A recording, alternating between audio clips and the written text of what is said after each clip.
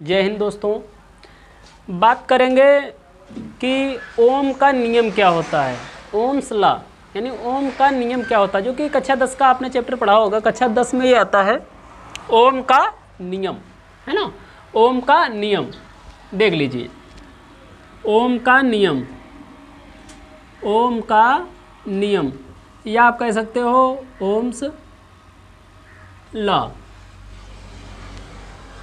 Ohm's law होता है ना, ओम्स लॉ। यानी इनका नियम क्या था, इनका नियम क्या कहता था, ये चीज़ देखेंगे कि इनके नियम का कहने का मतलब था कि अगर कोई एकांक लंबाई का कोई तार है, एकांक लंबाई का कोई तार है, एकांक लंबाई का कोई तार है और उसको स्थिर मान में रख दिया जाए, ना घटाया जाए, ना बढ़ाया जाए, ना नीचे की ओर खींचा जाए, ना ऊपर की ओर खींचा जाए, तो उसके बीच में जो विभवांतर और धारा होगी वो क्या होगी, बराबर बराबर ही होगी और उसमें कोई प्रॉब्लम नहीं आएगी, आपके केबल में कोई प्रॉब्लम नहीं आएगी। कहने का मतलब V अपॉन आई बराबर नियतांक, V अपॉन आई बराबर क्या बताया गया, नियतांक बताया गया। कहने का मतलब ये तार है कोई, ठीक, ये तार है और तार की लंबाई क्या है, उसको रोक दिया गया, ना उसको घटाया जा रहा है, ना बढ़ाया जा रहा है, और ना नीचे खींचा जा रहा है, ना ऊपर खींचा जा रहा है। जितना उसमें विभवांतर है उसमें उतनी धारा प्रवाहित है, इसलिए क्या है, इसके बराबर नियतांक हो गया, यानी नियत वेग माना जाएगा, है ना।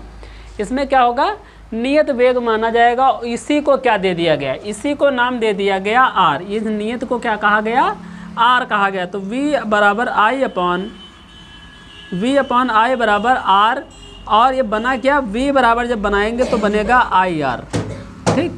V बराबर क्या बनेगा, आई आर, यानी जब विभवांतर निकालने की बात होगी तो V बराबर आई आर बनेगा। विभवांतर निकालने की बात आएगी तो V बराबर आई आर, यानी I इंटू आर। अच्छा, इस पे क्वेश्चंस भी आते हैं, यानी ओम का नियम समझ में आ गया। परिभाषा का लिखने को आती है तो किसी एकांक तार की लंबाई जो तार है उसको ना घटाया जाए, ना बढ़ाया जाए, ना उसको नीचे खींचा जाए, ना ऊपर खींचा जाए, उसका जो वेग होगा वो नियतांक रहेगा। V upon I is equal to नियतांक हमेशा रहता है। यानी अगर V बढ़ा देंगे तो धारा कम पड़ जाएगी, धारा इधर उधर बहने, धारा अगर बढ़ा देंगे तो विभवांतर उसका कम पड़ जाएगा, है ना। तो ये सब चीज़ें हैं, इनको बराबर रखना है, तो उसी को दे दिया गया R, यानी प्रतिरोध नाम दे दिया गया, और V बराबर आई आर। अब इसके लिए हम एक फार्मूला तैयार करके, और ये फार्मूला आपको मिला, इसे फार्मूला कई बनाए जा सकते हैं। यानी I जब बाहर निकालेंगे, यानी I जब बाहर निकालेंगे तो हो जाएगा V बटे आर, और जब R निकालेंगे तो हो जाएगा V बटे आई, है ना। तो I निकालने, धारा निकालने की बात हो तो ये वाला नियम, सूत्र यही है। इसी सूत्र से 3 सूत्र तैयार किए गए हैं। यानी जब विभवांतर निकालना हो तो ये फार्मूला अप्लाई कर देंगे, और जब धारा निकालनी हो तो ये फार्मूला अप्लाई करेंगे। ये दिमाग में बिठा लेना है, लेकिन मेन फार्मूला यही होता है, ये याद रखना, मेन फार्मूला यही होता है। ये तो आप हमने बना दिए हैं कि इस तरीके से भी किया जा सकता है। V बराबर आई आर, यानी I इंटू आर, और जब I निकालना हो तो V बटे आर, और R निकालना हो तो V बटे आई। यानी जब I निकालना, धारा निकालनी हो तो ये फार्मूला अप्लाई करिए, प्रतिरोध निकालना हो तो ये फार्मूला अप्लाई करिए। तो इसके लिए एक सवाल हम दे रहे हैं, देखो सवाल इसे बना सकते हैं, बिल्कुल आसानी से बना सकते हैं, कोई प्रॉब्लम नहीं इसमें है। जैसे सवाल लिख दिया जाए, किसी विद्युत परिपथ में, किसी विद्युत परिपथ में, किसी विद्युत परिपथ में 340 वोल्ट विभवांतर, 340 वोल्ट विभवांतर तथा उसमें 18 ओम का प्रतिरोध लगा है, प्रतिरोध लगा है, तो धारा की गणना करो, धारा की गणना करो, है ना। पूछ क्या रहा है, आप देखो बड़े कायदे समझेंगे इसको, कुछ क्वेश्चन में नहीं है। क्वेश्चन को पहले पढ़ते हैं हम लोग, क्वेश्चन को पढ़ते हैं, जो जो चीज़ हो उसको बाहर निकालते जाइए, जो चीज़ उसमें दिया हो सॉल्व करेंगे।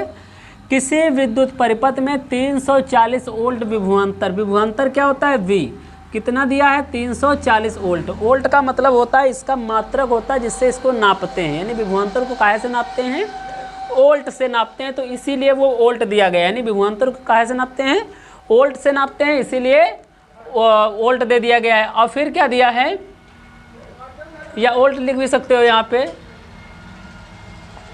फिर दिया है, पढ़ो आगे कि विभवांतर दिया है तथा 18 ओम का प्रतिरोध है, तो R बराबर 18 ओम दिया है, ठीक, 18 ओम ऐसे बनता है, ठीक है।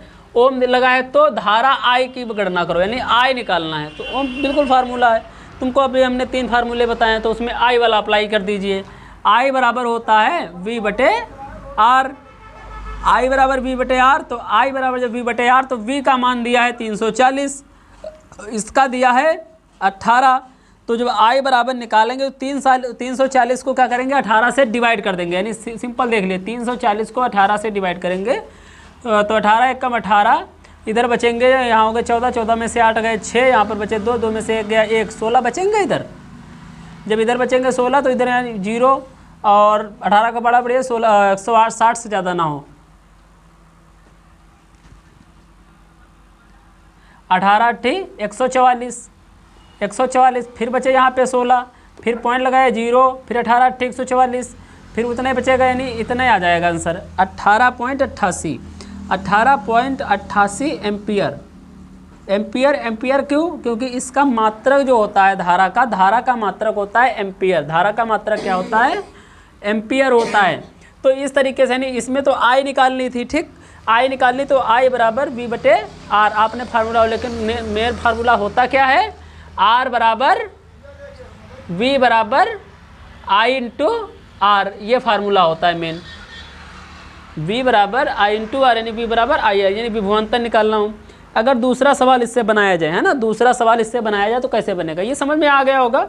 कुछ नहीं करना था, V का वैल्यू रख देनी और R की वैल्यू रख देनी, V से विभवांतर, R से प्रतिरोध, और यही फार्मूला लगा देना है I बराबर V/R। तो इसको जो फार्मूला, इसको सोल्यूशन कर लेंगे पूरा 18.88 आपका एम्पियर आंसर आ जाएगा, ठीक है। तो अगला, अगर इसी सवाल को हम कंप्लीट करें दूसरे तरीके से कि इसमें कुछ और बता दिया जाए, इसमें कुछ और बता दें तब क्या होगा।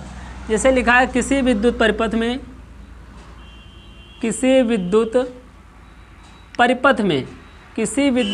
में मान लीजिए 12 ओम का प्रतिरोध या 12 ओम का प्रतिरोध लगा है, 12 ओम का प्रतिरोध लगा है तथा उसमें 3 एम्पियर की धारा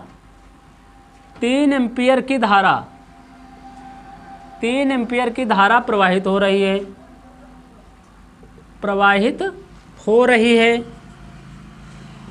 है, तो इसका विभवांतर कितना होगा, तो इसका विभवांतर कितना होगा, है ना। सिंपल सी ट्रिक है, वही बस फार्मूला करना है कि पहले क्वेश्चन को पढ़ो, पहले जब तक क्वेश्चन कायदे से नहीं पढ़ोगे आपका सोल्यूशन नहीं निकलेगा। क्वेश्चन पढ़ोगे, क्वेश्चन में देखो दिया क्या क्या है, क्या पूछ रहा है ना। जब तुम्हें कंफर्म हो जाएगा क्या क्या दिया है, उसके बाद में क्या पूछ रहा है, तो आपको सूत्र लगाने में आसानी हो जाएगी, है ना।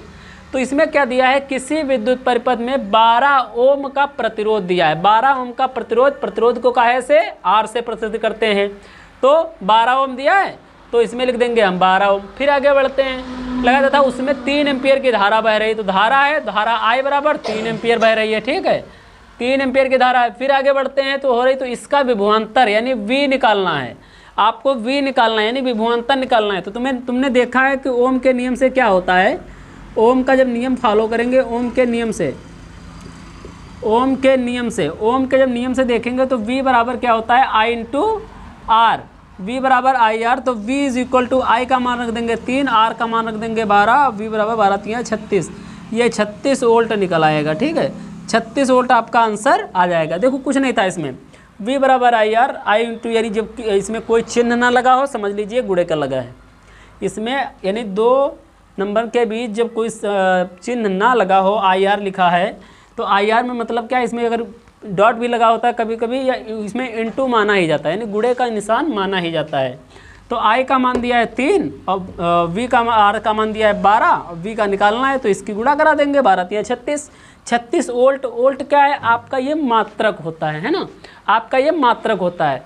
तो इसके लिए क्वेश्चन हम छोड़े दे रहे हैं, आगे नोट करिए, आप लोग कॉपी पेन उठा करके नोट कर लीजिए। क्वेश्चन लिखिए कि किसी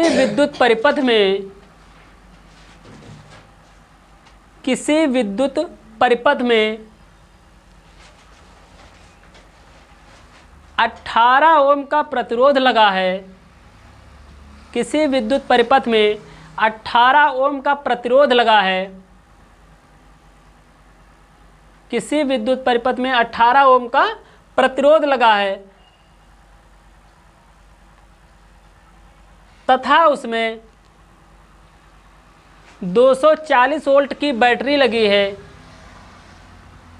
तथा उसमें 240 वोल्ट की बैटरी लगी है,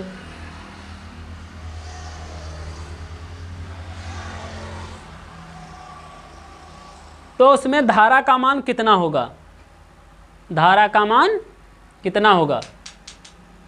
धारा का मान कितना होगा? यानी प्रतिरोध दिया है, वोल्ट दिया है और धारा आपको निकालनी है। सिंपल सा ट्रिक है, एक फार्मूला निकाल करके वही ओम के नियम से आप कर देंगे आके तो हो जाएगा। कमेंट बॉक्स में आंसर जरूर दें।